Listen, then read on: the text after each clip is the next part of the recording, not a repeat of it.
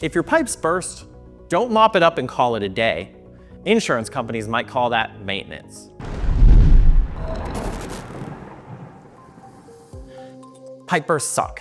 There's no way around it, and it happens a lot. It happens more than you realize. If it hasn't happened to you yet, it probably will happen to you, just to be blunt. So when you have a pipe burst, not if, here's what you're gonna do. First things first, you're gonna turn off the water. Don't let the water keep going, no matter what. Second, you're gonna take a bunch of photos. You need to figure out where this pipe burst from and how, and then you're gonna start cleaning it up.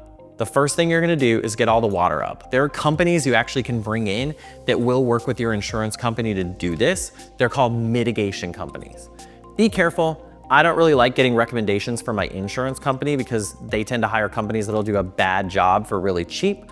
I prefer to hire someone that'll do a good job and then go to my insurance company to get paid. But either way, you're gonna get a mitigation company. Obviously, you can soak up whatever you want. And if it's a little bit, you might mop it up yourself, but there's more steps to that. Then you actually need to dry out the air around it, and you need to dry out the building materials.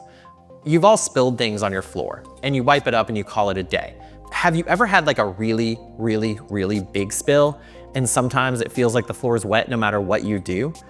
A pipe burst is just like this, times 100. Everything that water touched is soaked, so just mopping it up isn't gonna be enough.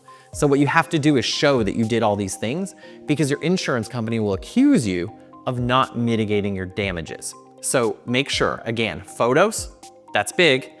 Make sure your water is off and get a mitigation company to fully dry out your property. That is how you start on the road to recovery, so your property doesn't end up all moldy, all wet, and then eventually your insurance company will pay what you're owed.